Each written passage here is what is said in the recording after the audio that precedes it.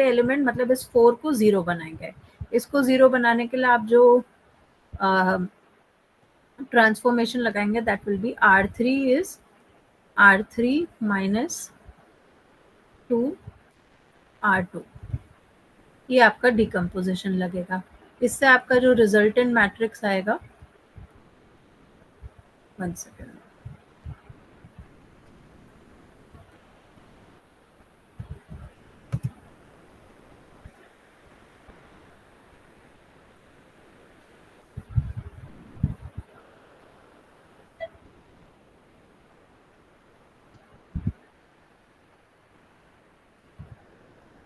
इससे आपका जो रिजल्टेंट मैट्रिक्स आएगा दैट विल बी 1 4 5 0 2 6 0 0 3। अब आप देख सकते हो ये एक अपर ट्रायंगुलर फॉर्म में आ गया है क्योंकि डायगोनल एलिमेंट्स नॉन जीरो है, ऊपर आपके कुछ वैल्यूज और नीचे के तीनों एलिमेंट जीरो है। So this is a upper triangular matrix. तो हम लिख देंगे इससे, हेलो, इससे हमारा जो आउटपुट आया, जो हमारा u आ गया, वो हमें मिल गया 1 वंशिका, हाँ वन डाउट है, पूछूं? हाँ बताइए। Okay. In the after performing this R2 and R3 operation, we have 0, 0, 4, 15, right? We are performing R3 minus 2 R2. Okay, हाँ okay, okay. Sorry, I think I was calculating. Yeah, right. No doubt, no. Yeah. Okay, so इससे आपको u matrix मिल गया। अब next step है हमें l matrix find करना है। अब उसके लिए हम क्या करेंगे, ये एक छोटा सा डेरिवेशन टाइप है, वैसे आप डायरेक्टली भी फाइंड कर सकते हो, बट क्योंकि सर ने बताया इसलिए मैं आपको पहले वो डेरिवेशन बता देती हूँ, फिर डायरेक्ट ट्रिक भी बता देती हूँ।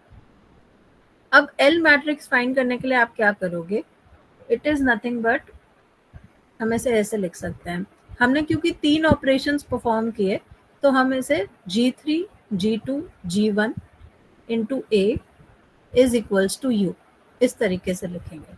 अब ये G2 G3 G1 की वैल्यूज क्या है वो देखते हैं।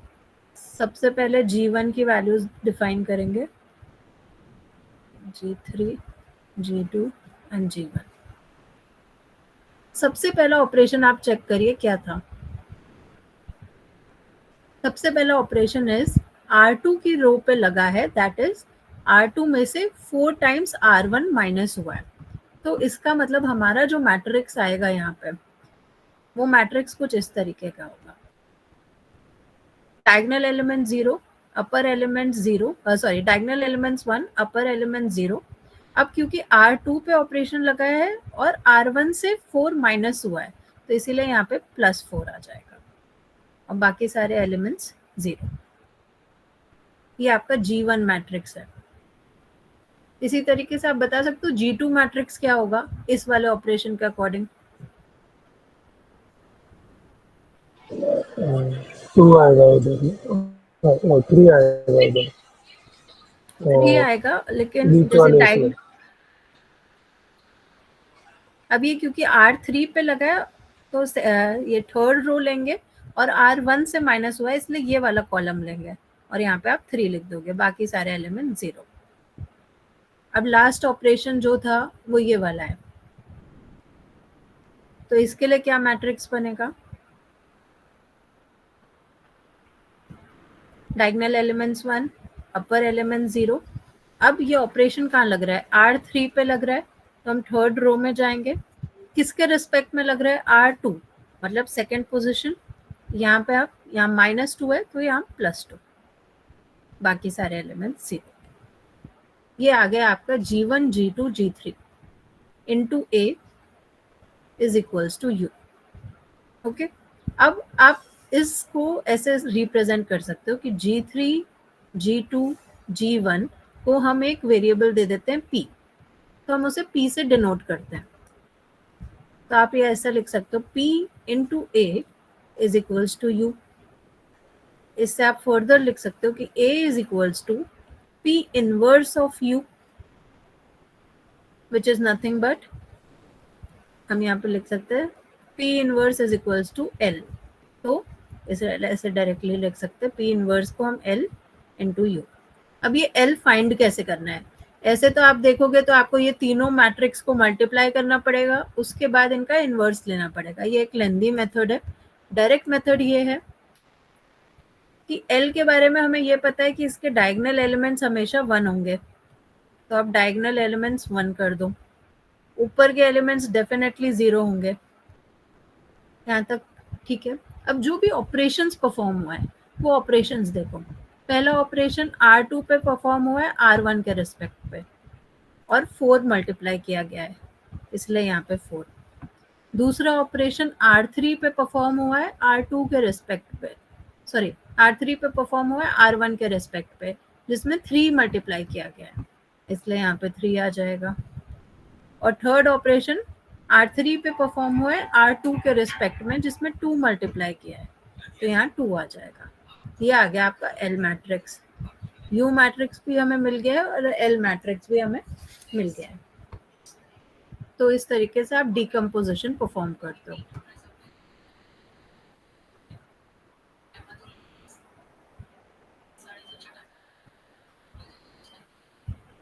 आई होप ये पार्ट क्लियर है, LU डिकम्पोजिशन वाला। How तो did वो we ये क्या करता है deduce basically? T1, T2, T3? क्या चीज? क्वेश्चन कैसा आएगा? डायरेक्ट पूछेंगे एलयूडी कंपोजिशन है या नहीं? हाँ, मैं आपको क्वेश्चन भी दिखा देती हूँ। ये मैंने क्वेश्चन ही सॉल्व किया है, ट्यूटोरियल 6 का क्वेश्चन नंबर 12। ये मैट्रिक्स गिवन था, determine the LU factors of A। तो ये जो फर्स्ट पार्ट है ये हमने सॉल्व किया है, जिसमें हमने LU फैक्टर्स निकाले हैं। अब जो सेकंड पार्ट है, अब सेकंड पार्ट आप पढ़ो, यूजिंग द LU फैक्टर्स। इसमें क्योंकि क्लियरली स्टेटेड है आपको LU फैक्टर्स यूज करने, इसलिए हम LU मेथड से ही जाएंगे। Solve the system of equation AX equals to B, और B की वैल्यू भी गिवन है। दो पार्ट्स है, एक पहला ये पार्ट है, दूसरा ये पार्ट है। ओके, तो पहली वाली इक्वेशन ले लेते हैं, AX इक्वल्स टू B। तो B की वैल्यू है 6 0 - 6, इसको यहाँ लिख लेते हैं। आपको गिवन है AX इक्वल्स टू B, जहाँ पे B की वैल्यू है 6 0 - 6। अब वाइल सॉल्विंग दिस थिंग, मैंने आपको बताया कि इसको आप दो पार्ट्स में लिख सकते हो। One is L into Y is equals to B, and second part is U into X is equals to Y। ये यहाँ पे मैंने आपको बताया। एक बार वापस बताना, ये वाला नहीं, ये आपने AX इक्वल्स टू B कैसे लिया? ये तो गिवन है ना क्वेश्चन में, AX इक्वल्स टू B। ये देखो, ये क्वेश्चन में गिवन है। तो अगर ठीक AX है। इक्वल्स टू B हमें गिवन है और हमें LU वाले मेथड से ही सॉल्व करना है, तो A को हमने लिख दिया L into you, L into you अच्छा, L into A। Multiplied by U को, हाँ ठीक है, A मान लिया। ओके, अब हाँ। इसमें U और X को मैंने एक साथ लेके उसको रिप्लेस कर दिया एक वेरिएबल Y से, तो ये बन गया L into y equals to B। और नेक्स्ट लाइन में मैंने लिख दिया कि U इंटू एक्स क्या है, Y है। एक सेकेंड, बट अभी तो आपने बोला LU बन के A बन गया, तो U और X अलग कैसे हो गया? ये अलग अलग मैट्रिक्स ही तो हैं। L एक अलग मैट्रिक्स है, U एक अलग मैट्रिक्स है, X एक अलग मैट्रिक्स है, B एक अलग मैट्रिक्स है। हाँ, तो आपने बोला कि L और U का कॉम्बिनेशन आपने ये बनाया है, करेक्ट। फिर आप U और X कॉम्बिनेशन एक और बना रहे हो। नहीं, A नहीं बना रही हूँ मैं, उसको Y बना रही हूँ। आई मीन U और X के कॉम्बिनेशन से Y बना रहे हो, तो हाँ, U दो बार काउंट किया ना। देखो AX इक्वल्स टू B, हाँ, यहाँ तक कोई डाउट नहीं है। करेक्ट। अब A को ही तो हमने डिकम्पोज किया दो अलग अलग हाँ, तो वेरिएबल्स में। LU लिख दिया और फिर X लिख दिया अपन ने। यहाँ तक कोई डाउट नहीं, यहाँ तक नहीं है, ठीक है। हाँ। अब इन दोनों को मैं कंबाइन कर रही हूँ, मान लो मैं इसको एक ही एंटिटी मान रही हूँ, अच्छा, ओके, गॉट इट। हाँ, और उसका एक नाम दे दिया Y। मतलब ये जस्ट एक नाम है, आप कुछ भी दे दो इसकी जगह। ओके ओके, नहीं वाई ओके चलेगा, वाई हाँ, चलेगा। बी तो वी आर ऑलरेडी यूजिंग। हाँ, तो इसीलिए हमने इसको Y दिया नाम। तो मैंने अब लिख दिया L into y equals to B। Okay, got it. Okay, और ये जो UX है वो Y के बराबर है, तो इसको नेक्स्ट लाइन में लिख दिया। तो ये मेरी ओके, गॉट पहली इट। इक्वेशन आ गई। अब ये दूसरी इक्वेशन। अब इसे सॉल्व कैसे करना है? सबसे पहले आपको ये फर्स्ट इक्वेशन को सॉल्व करना है, उससे आपको ये y की वैल्यू मिलेगी। एक बार y की वैल्यू मिल गई, उसको आपको यहाँ पे पुट करना है सेकेंड इक्वेशन में। u पता है, y पता है, तो x की वैल्यू आपको यहाँ से मिल जाएगी और यही आपका आंसर है। तो हमारे पास में एल की वैल्यू है, बी की वैल्यू हाँ, है। b की वैल्यू क्वेश्चन में गिवन है। अच्छा, ठीक है। तो इसको मैं एक बार आपको ये वाला पार्ट करके भी दिखा देती हूँ। तो l की वैल्यू हमारी आई थी, ये 11432000, ये हमारा l है। y हम एक अननोन मैट्रिक्स मान लेते हैं, y is equals to b। b आपको गिवन है 6 0 - 6। ठीक है। अब y को आप इस तरीके से, जैसे हम लिखते हैं, इस तरीके से लिख सकते हो। इसके अंदर जो भी एलिमेंट्स होंगे उसको मैं y1 y2 y3 y3। Okay. अब इसको सॉल्व कर सकते हैं। यहाँ से आपको कुछ भी करने की जरूरत नहीं, डायरेक्टली मिल जाएगा। y1 is equals to 6। Second वाली इक्वेशन से 4y1 plus y2 is equals to 0। And third वाले में से 3y1 plus 2y2 plus y3 is equals to -6। इसको आपने सॉल्व किया तो आपको तीनों वैल्यूज मिल जाएंगी। y1 हो जाएगा 6, y2 की वैल्यू आपकी हो जाएगी -24। -24 एंड y3 की वैल्यू भी आप निकाल सकते हो।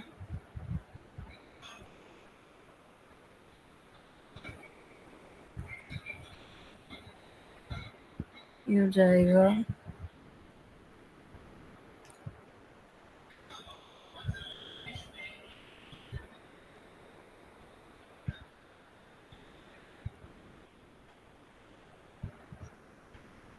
थर्टी।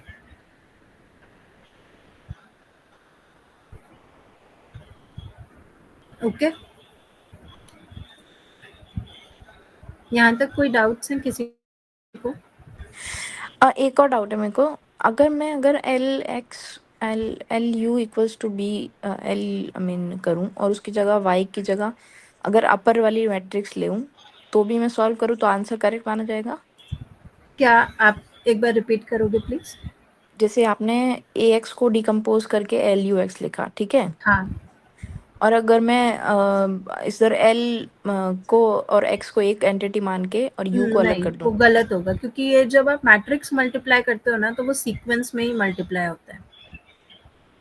अच्छा, तो हमेशा यू मतलब अगर ऐसा कोई हाँ, क्वेश्चन आता है। अगर मान लो ये ऐसा बनता, ये ऐसा होता बाय डिफॉल्ट, तो आप इनको कंबाइन कर सकते थे या अच्छा, इसको अगर ये कंबाइन। होता तो फिर मैं इनिशियल वालों को मानूं।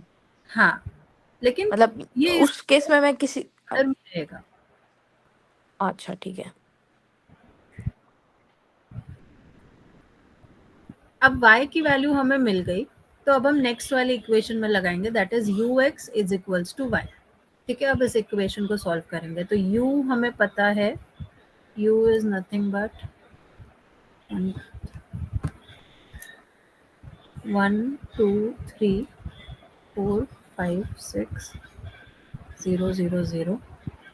x हम इसे x1 x2 x3 दे देते हैं नाम, और y हमें पता है, y is nothing but 6 minus 24 and 30।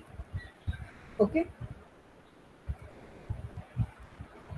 तो अब आप इसको सॉल्व कर लो, तो इससे भी आपको इक्वेशंस मिल जाएंगी। x1 plus 4x2 plus 5x3 is equals to 6।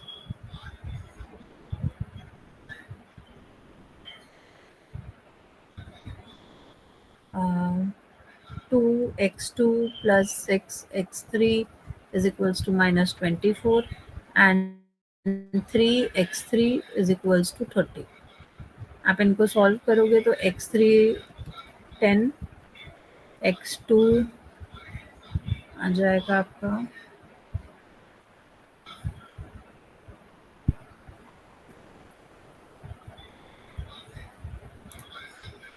-42 and x1 हो जाएगा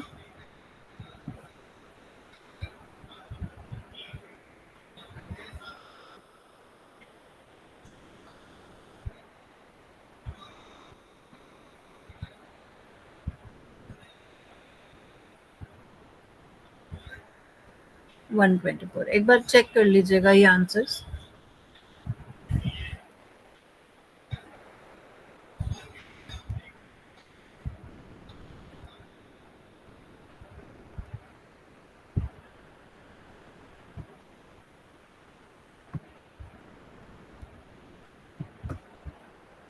So this is how LU decomposition and factorization is done.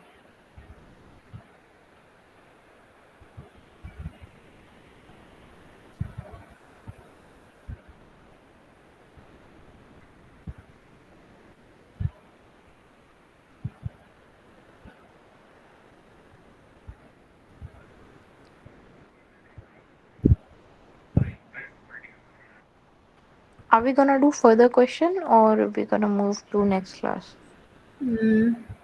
इसमें LU decomposition में एक और ही क्वेश्चन है, that is 13th part. ये C part क्या है? Using the LU determine A inverse. Using the LU factors determine A inverse. ये तो मैंने भी अब ध्यान ही नहीं दिया था इस बात पर। ओके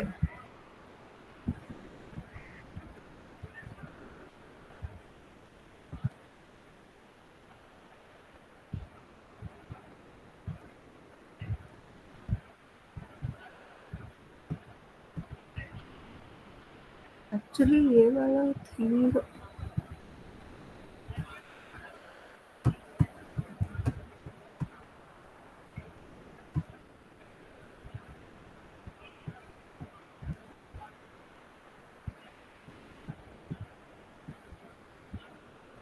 ये मैं आपको एक बार चेक करके बताती हूँ, क्योंकि ये सर ने तो बताया नहीं है इसके बारे में कुछ।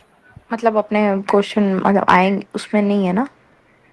सर ने नोट्स में नहीं बताया, इसीलिए और मैंने वो क्वेश्चन पे ध्यान भी नहीं दिया। इसमें मैं एक बार चेक कर लेती हूँ बुक में कहीं गिवन हो तो।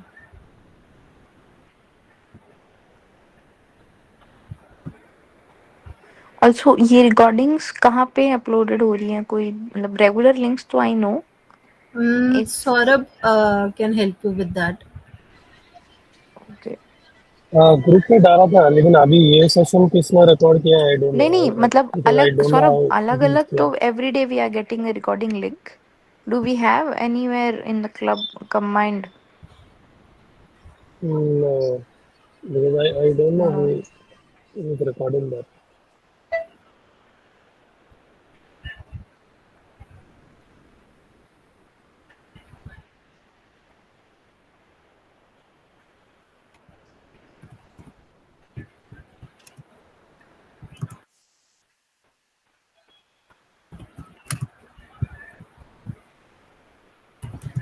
Okay, can you share the link once again? Huh? Or better, can anybody create a doc file and upload all the links in that doc file?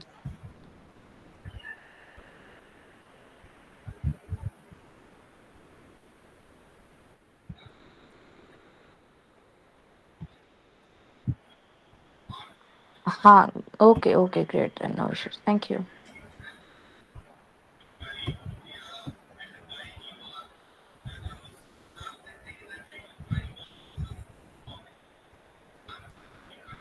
Okay then we'll conclude the session.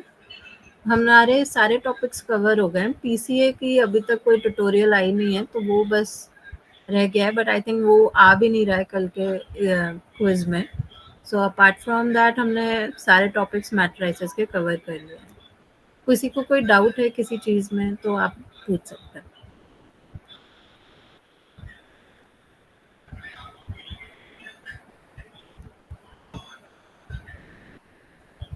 आपने पूरा course करवा दिया? हाँ, matrices का पूरा हो गया है। नहीं, आई मीन सारी यूनिट्स का यूनिट वाइज। मतलब आप ओवरऑल मैथ्स के कोर्स की बात कर रहे हैं? हाँ। नहीं, वो तो मैंने नहीं किया है, मैंने सिर्फ अभी मेट्राइसिस ही कवर किया लास्ट 3 डेज में, तो उतना ही हुआ है। इफ नहीं, यश भी करवा रहा था ना, that's why I am asking. नहीं, वो तो यश नहीं करा है। हम लोगों ने एक्चुअली, आई थिंक सौरभ ने ये वाला सेशन क्विज को डिस्कस करने के लिए ही रखा था, सॉरी ट्यूटोरियल्स को 1 से, बट क्योंकि क्विज थी अभी संडे तो हमने पहले वो कर लिया। Okay, so most probably Monday से हम कर सकते हैं, मतलब एक बार क्विक रिकैप इफ यू। हाँ हाँ, दैट्स गुड एक्चुअली। एक वीक में आई थिंक जितना हो हाँ सके कवर हो हाँ, जाए। या एक डाउट ये दो session type we can keep, जिसको भी कोई डाउट है in any of the tutorials we can go with that. once just explain the concept question, we will do it on our own, and then I mean concept wise we can go ahead and queries also, sure, मतलब because revision evening sort of session thing थोड़ा we can let हो keep. जाता है तो it's not easy for everybody to log in। हाँ हाँ, but वही main तो वही था कि आफ्टरनून का, कि इवनिंग का नहीं होता है तो इसलिए। हाँ हाँ, तो एग्जैक्टली। हाँ, this one will keep in afternoon only, क्योंकि रात को तो ऑलरेडी सेशन हो ही रहा है तो। Okay, thank you Vanshika. Thank you.